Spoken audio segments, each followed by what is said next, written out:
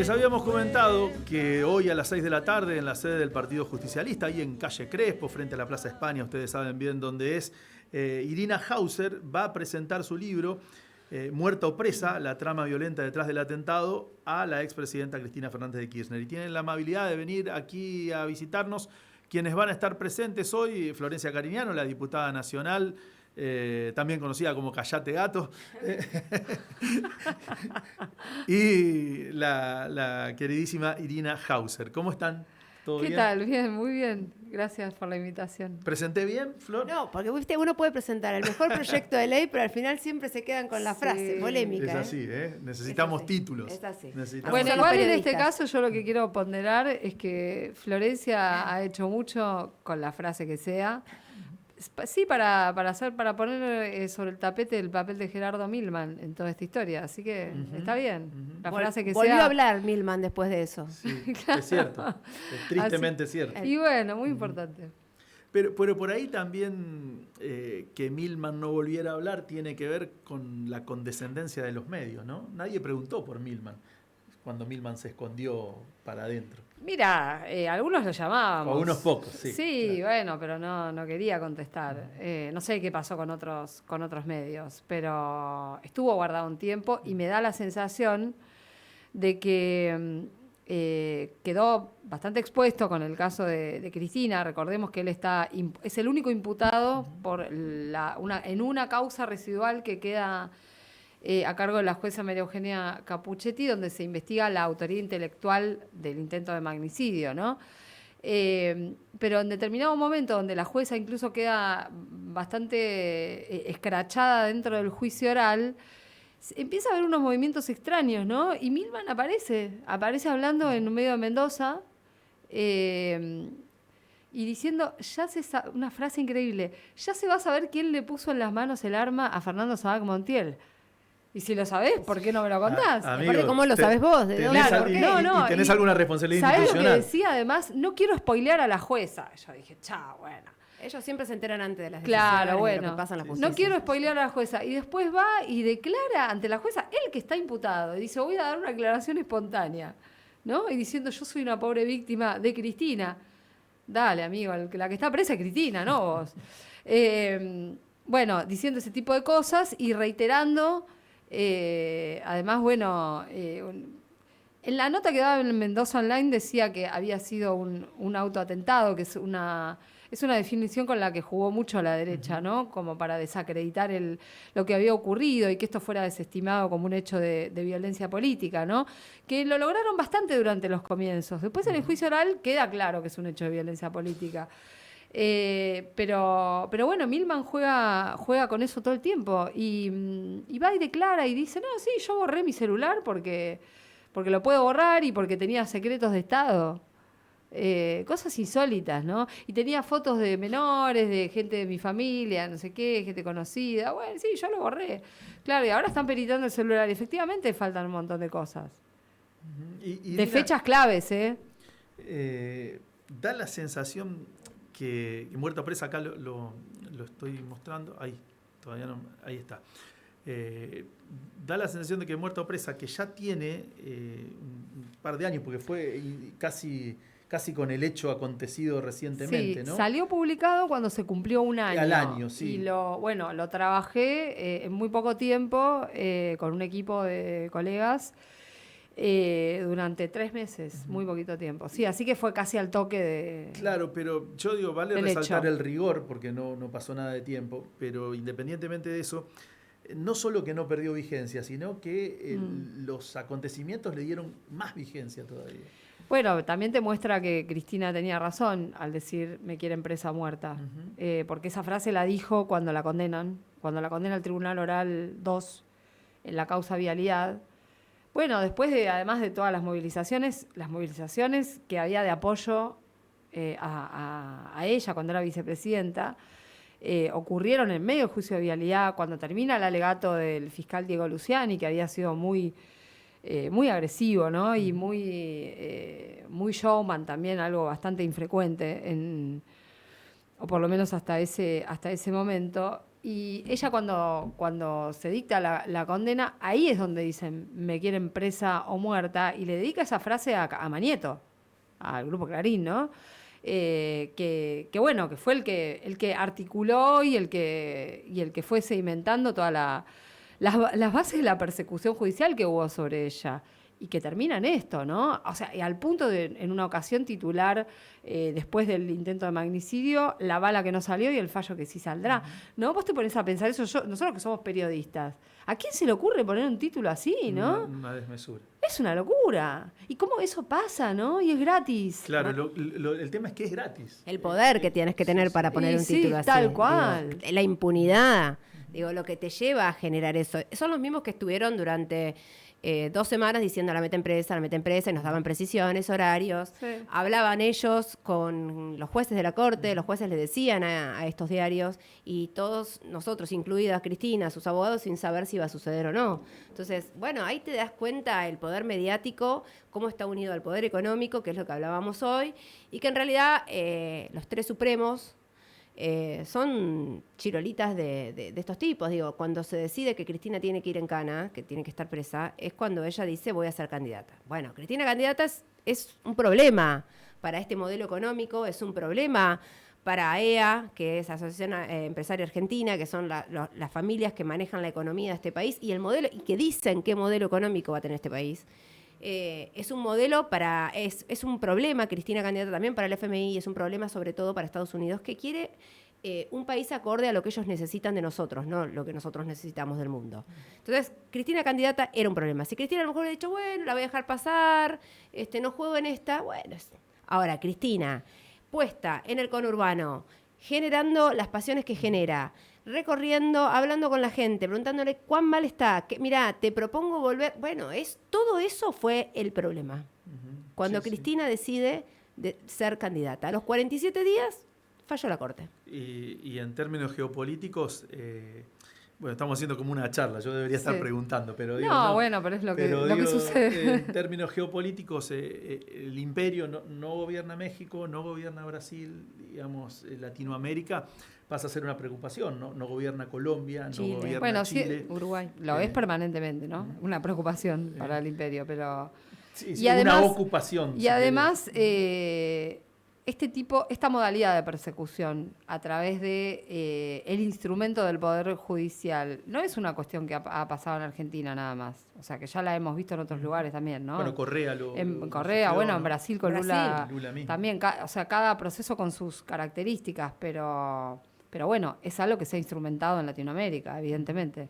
Irina, vos hacés mención también, porque me parece que está relacionado a esto que estamos hablando, cómo se va construyendo el discurso para que alguna vez un pibe pase de lo simbólico a lo concreto, ¿no? Como ¿Quiénes eran estos pibes? ¿Quién es Brenda Uliarte? ¿Qué son? ¿Lúmpenes? ¿Son pobres pibes? ¿Son jodidos? ¿Son peligrosos? No son pobres pibes, pero son gente muy rota. Rotos. Sí, son rotos del sistema.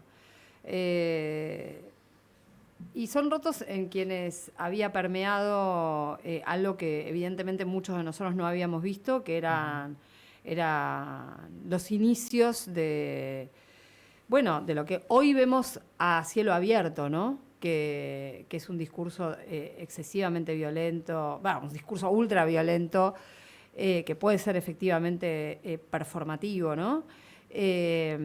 Y es gente que no es que tenía una militancia, no es que, pero sí que iban buscando acercamientos con, donde canalizar sus insatisfacciones. Sobre todo la piba, Brenda Uliarte. Uh-huh. Brenda Uliarte estaba siguiendo muy de cerca tanto a los streamings de los libertarios. De hecho, tuvo un romance con el Presto, con Eduardo Presto Filippo.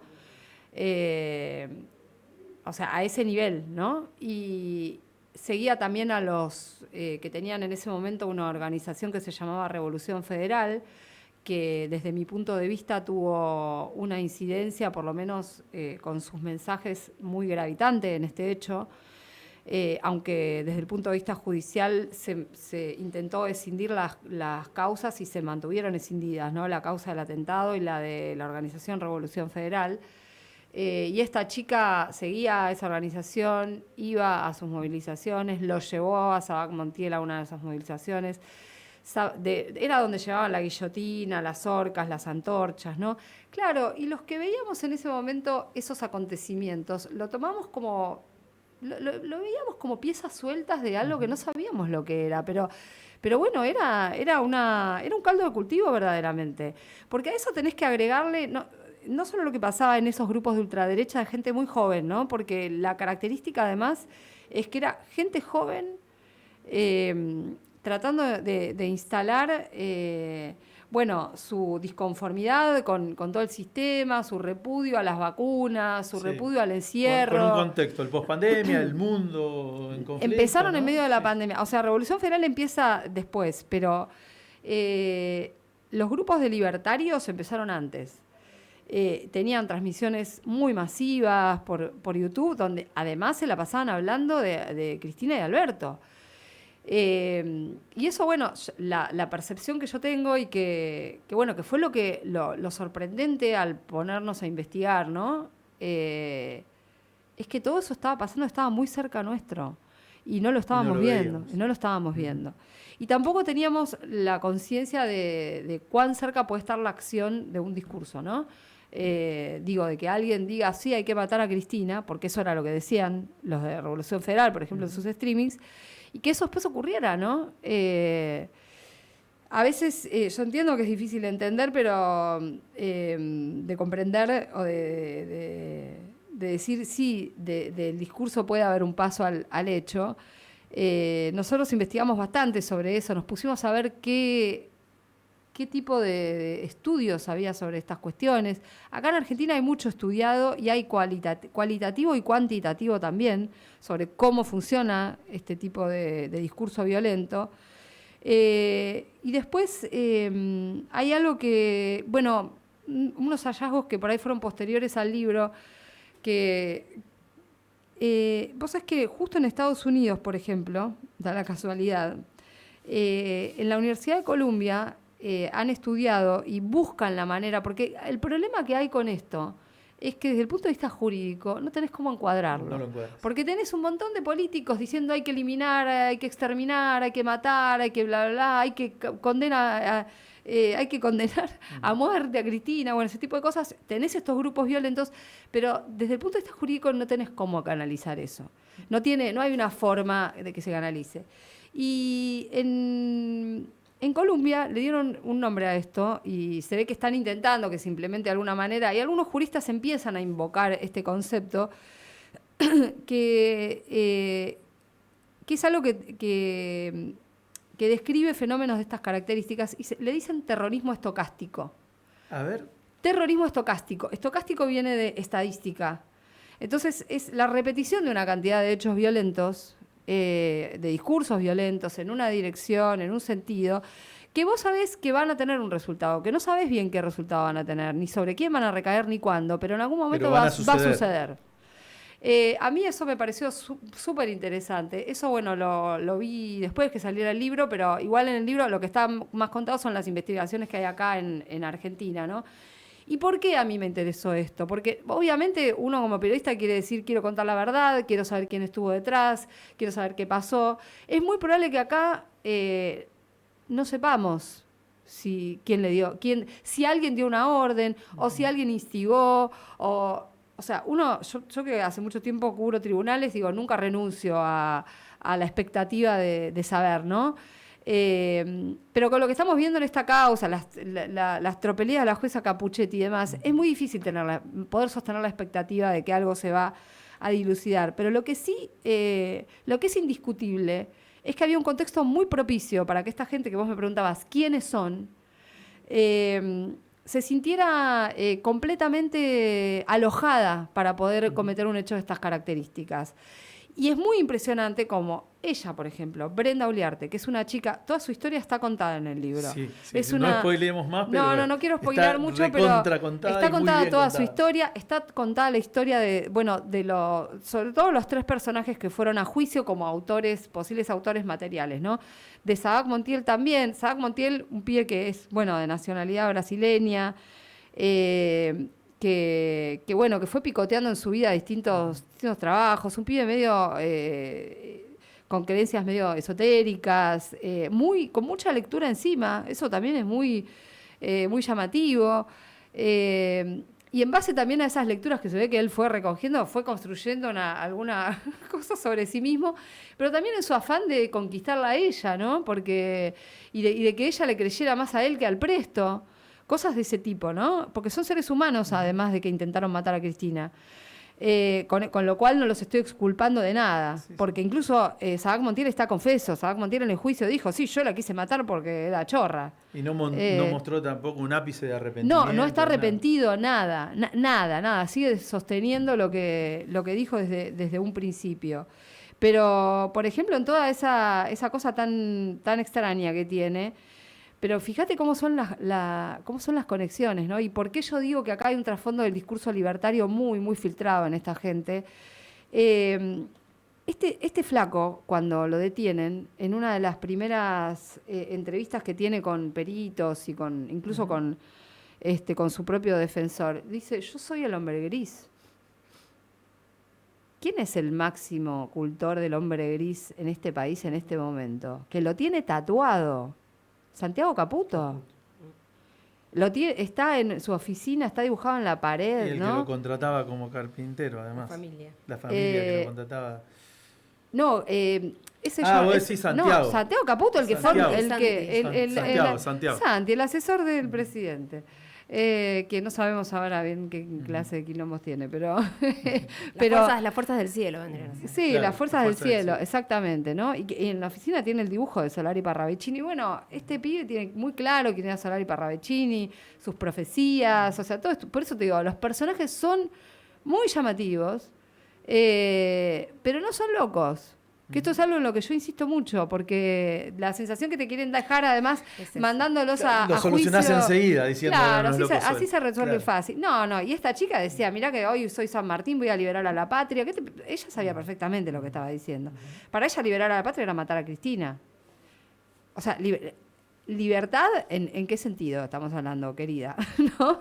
Bueno, un poco como la frase que usó Milman, ¿no? Sin Cristina no hay peronismo y sin peronismo hay Argentina. No hay Argentina. Exactamente. En ambos sentidos era sacar a Cristina del juego. Eso es lo que digo, que eso Milman lo escribió en un proyecto de resolución que presentó 15 días antes del atentado.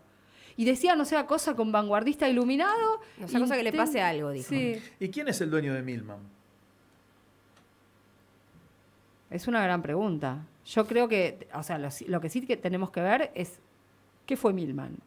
¿Qué es Milman? ¿Para quién trabajó? ¿Para quién trabaja? Políticamente responde a Patricia Bullrich. Respondió y sigue respondiendo a Patricia Bullrich. La única que no repudió el atentado. La dueña de la fundación donde se fueron a borrar los celulares de las secretarias de Milman, ¿no? Fue funcionario de ella. Fue en un cargo clave. Claro, porque era director de inteligencia criminal. Manejaba alguna La información. inteligencia criminal del país, imagínate, que había puesto también a cargo a una Miss Argentina. Bueno. Sí, si se engancharon recién, estamos charlando con Irina Hauser y con Florencia Cariñano, la diputada Florencia Cariñano, porque hoy se presenta en el PJ Muerta o Presa, este libro de Irina Hauser, que tiene toda la trastienda del atentado contra la expresidenta.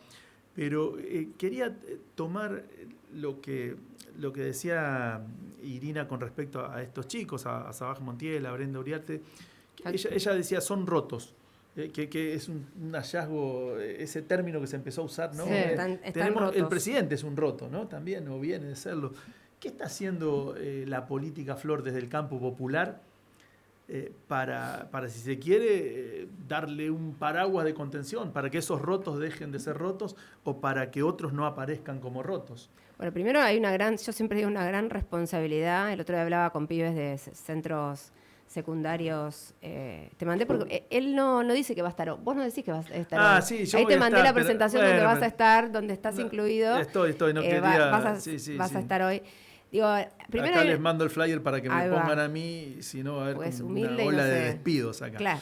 No, primero nosotros tenemos una gran responsabilidad como seres humanos, y hablaba el otro día con pibes y pibas de los centros de estudiantes de Rosario, donde me hablaban de muchas de estas características que ven en muchos compañeros. Y yo les decía, bueno, hay una gran responsabilidad en ustedes en poder contener el grado de violencia de muchos pibes en la secundaria, porque después salen Milei, salen estos pibes rotos, que sin rumbo, digo, y el hecho de que nosotros podamos...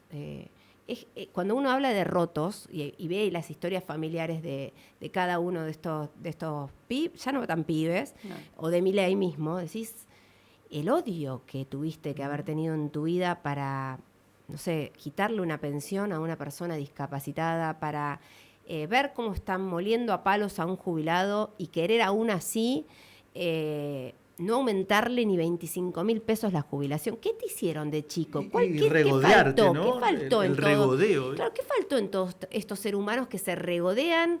Digo, ¿cómo puedes tener alimentos que se te pudren en vez de entregárselo a gente que sabes que la está pasando mal? Digo, hay algo que desconecta en los cerebros de estas personas, que algo pasó de chicos, no los quisieron lo suficiente, han tenido historias de vida complicadísimas. Bueno, yo le decía a los pibes del centro estudiante, acérquense, ¿viste? Porque después uno de esos puede ser un Milei, porque terminan así, digo, terminan con... Me contaban la violencia que ellos ven en alumnos donde no son escuchados en las escuelas, no son escuchados en las casas. Bueno, hay mucho de esto, y estos se van después juntando entre sí, van creando comunidad, que es lo que pasó, que nosotros, yo creo que no estábamos alertas hasta que esto sucedió, de que había todo un submundo en las redes sociales, no estábamos ni de casualidad enterados de que, lo que ella cuenta en el libro, de que se hablaba de cómo se iba a matar a Cristina o vivo, cuando uno dice, digo, estaba ahí, era cuestión de, bueno, también... La pandemia hizo que muchas cosas se adelanten, muchas cosas cambien, la comunicación, los modos de relacionarse entre los jóvenes también, pero también Milei hizo que, a partir del gobierno de Milei, la comunicación política, la manera de hacer política, yo creo que nada va a volver a ser lo mismo. ¿Sí? Hay muchos que dicen, bueno, cuando se va Milei se vuelve... No, la verdad que no se vuelve a nada. No, yo creo que no vamos a volver nunca más a ver la política como la vimos hasta antes de...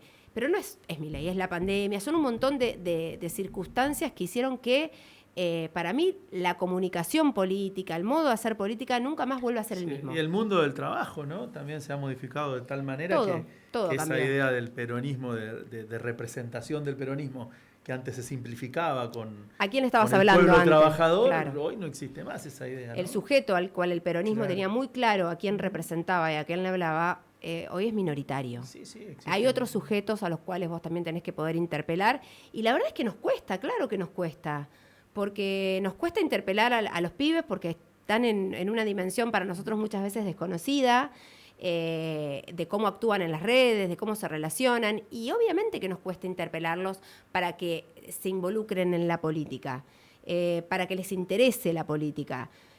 Claramente hay de todo, ¿no? Hay una minoría como tu pibe, qué sé yo, que sí, yo es un genio, el hijo de él, pero digo, la gran mayoría, y lo hablaba en la reunión de los centros de estudiantes de Rosario, no le interesa ver algo negativo en la política. Entonces, ¿cómo volver a poder hablarle a ese pibe para que ese pibe entienda que la única manera de que su vida cambie positivamente es a través de la política? Bueno, tenés un presidente que le está diciendo todo el día que la política es mala. Claro, sí. Y eso entra no solo en los pibes, sino en sus casas, en todos lados. Sí. Porque el que menos, a ver, ¿a quién? La menor participación que está viendo en las elecciones solamente le conviene a los oficialismos. Le conviene a Pujol, le conviene a Milei, digo, el que menos gente se interese en lo que está pasando, porque mejor nos deja la cosa para nosotros. Nadie nos interpela, nadie sabe lo que está pasando porque a nadie le importa. Entonces yo hago lo que quiero. Y así pasa que, bueno, el 47% en Rosario, el 46% acá, digo, el 54% a nivel provincia, fueron a votar cada vez menos gente. ¿Y cómo hacemos para volver a interesar? ¿Y cómo hacemos para que...? Y en eso creo que, por eso te digo que la comunicación política cambió. Vos hoy, son pocos los políticos que cuando hablan dicen algo. Yo creo que soy una convencida de que lo que políticamente correcto aburre, que hay que hablarle a la gente con un idioma más coloquial, con la vida diaria de todos. Dejémonos de hacer los que somos, digo, filosofamos, hablemosle al pan, al queso, señalemos, dejemos de ser careta, dejemos de ser hipócritas, al gato, al asesino, Digo, porque la gente quiere escuchar algo más, porque ¿qué le vamos a decir? Hablar correctamente. Pero me aburre ese discurso, ya no lo escucho, ya no lo creo. Entonces tratemos de hablarle genuinamente de cómo pensamos y qué pensamos los políticos, que somos gente como todos. La idea de que la clase política dejó demasiado de parecerse al sujeto que representa. Claro, dejó de parecerse demasiado. Entonces, viste, el otro día me contaron, yo estaba en Rosario, pero no fui al Congreso de Ciencias Políticas, que Vidal se escandalizaba porque yo había dicho gato. Pero yo me tengo que escandalizar porque Vidal no puede explicar, María Eugenia Vidal, cómo compró un departamento en Recoleta cuando se había quedado, después del divorcio con media casa y medio auto. Escandalicémonos de cómo ella no puede explicar cómo se compró un departamento. No de que yo le digo gato a pibas que le hace mucho mal a la política, porque, mira, si sos gato, no me importa. El problema es que siendo lo que sos bruta, porque no te cultivas, no estudias, y lo que haces en una Cámara de Diputados es impedir que tengamos quórum para tratar el tema Garrahan, tratar el tema de discapacidad. Vas y decís estupideces en la televisión sobre la canasta básica. Ese es el problema de cuando ponen a estos personajes, porque pueden ser, porque también hay gato hombre y gato mujer, hay todo. No, porque no es gato y gata. Hay gato y gata. Y después tenemos también a los que no son gatos, pero son los streamers que también, son un papelón, que si llega el Gordo Dan a la Cámara de Diputados, van a hacer eso, hacer nada, hacer show permanente, porque es lo que saben hacer. Y entonces ahí, cuando nosotros empezamos a llamar a las cosas por su nombre, cuando la gente empieza a fijarse, entonces... Bueno, no lo vamos a contar, lo vamos a contar hoy a la tarde, que hasta ahora les preocupa ser llamados gatos, porque en realidad ¿qué hicimos? Le pusimos un reflector. Estos son. Bueno, defiéndanse, les molestó, defiéndanse, pero no pueden. Le molestó a Milman ser llamado asesino, entonces ahora habla, no, porque yo no soy asesino. Bueno, deféndete, no sé, lo tenés que probar en la justicia, a mí no me lo digas. Yo cuando le dije, andá y probarlo en la justicia, ¿por qué entregaste otro celular que no era el que tenías en el momento en que sucedió el intento de magnicidio contra Cristina? ¿Por qué? ¿Cómo hace un ser humano en la Argentina que lo acusan de algo para no entregar lo que tiene que entregar y entregar otra cosa un año después y que sea normal y que a esa jueza no le pase nada? Bueno, ahí hay toda una protección, una connivencia entre Ritondo, que la nombró a la jueza Capuchetti, Milman, que pertenece al mismo espacio Ritondo. Entonces, a vos seguramente el celular te lo hubiesen hecho entregar a los 5 minutos. Milman pasó un año y entregó otro celular y no pasó nada. Sabac Montiel, como lo dijo ella, entregó el celular, llegó absolutamente roto a donde tenía que ser peritado y no pasó nada. Ahora, cualquier ser humano que comete un delito, intenta asesinar a alguien en la esquina, lo primero que hace es sacarle todo. Sí. Pará, te manifestás, le haces un scratch expert y te sacan todo y te meten en Te cana y te mandan a una cárcel federal. De máxima seguridad. Y porque ni siquiera tiraste... Está bien, yo no estoy de acuerdo, porque yo creo que se lo tendrían que haber tirado en la cabeza. Ahí va el titular. En la cabeza a Esper, al balde de mierda. No en la casa, porque en la casa los hijos no tienen nada que ver. Yo soy de no meterme con la familia. En la cabeza, directo. ¿Lo ves? Tac, en la cabeza. Ahora... Eso es una infracción, el poner algo... Una contravención. Una contravención, si lo que quieras. Como mucho. Sí. Como mucho. Digo, porque yo soy tan diputada como él y a mí me amenazaron. Tengo 2 amenazas. ¿Adivinaron dónde cayó? En lo de Capuchetti. En ese juzgado. Sí. Uno es de un personal de seguridad que porta armas. Digo, es más que caca un arma, ¿no? Porque a él ¿Cuándo te amenazaron? Hace poquito. Y otro amenaza contra mí y mis hijos, qué sé yo, de un abogado muy conocido. ¿Vos te pensé que hicieron algo? Pero yo soy igual de diputada que Esper. Bueno, Esper atrás tiene fuerzas de seguridad, tiene a Patricia Bullrich cuidándolo, tiene todo. Digo, están protegidos, por eso hacen lo que hacen y por eso la justicia es selectiva. Para Cristina, actuó rápido.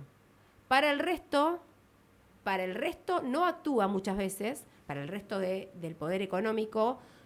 Casos Macri, tiene un montón de causas que Macri, están a la espera. un centenar de causas y además las más conocidas, jamás llamado a una indagatoria, nada. Sí, y además muy poco refrendado para recordarlo en los medios. Sí. Bueno, diputada, se le vencieron sus 5 minutos. Pero te tiró un montón de títulos. Un montón de títulos, un picnic nos hacemos ahora. Irina Hauser, gracias por haber venido. Nos quedó un montón, pero la seguimos a las 6 de la tarde. Ahí en la sede del PJ, en Crespo 2358. Flor Cariñano, gracias y gracias por permitirnos charlar con Irina. Con este libro nos quedamos nosotros y se lo vamos a hacer dedicar ahora. Nos quedó, la verdad, podríamos haber charlado mucho más también sobre el rol de los medios en este tiempo, pero lo pasamos para la tarde, ¿sí? Dale, que se den una vuelta a 6 de la tarde. La caña con ruda ya fue hoy temprano, así que ahora que a ver, mensajes. ¿Qué dicen los oyentes que llaman al 342-582-3635? Coincido plenamente con Florencia Cariñano, dice, pero el problema radica en los votantes que por el descreimiento de la política colocan su voto para estos personajes que solo van a obstaculizar y confundir. Bueno, gracias a los que se comunican y nada, eso, invitarlos para las 6 de la tarde a que acompañen a Irina Hauser con Muerta o Presa. Y esto corre por cuenta nuestra porque no están abundando las periodistas y los periodistas que se la jueguen. Y entonces, cuando aparecen, lamentablemente como excepción, y lo que uno puede hacer como persona de bien es al menos acompañar.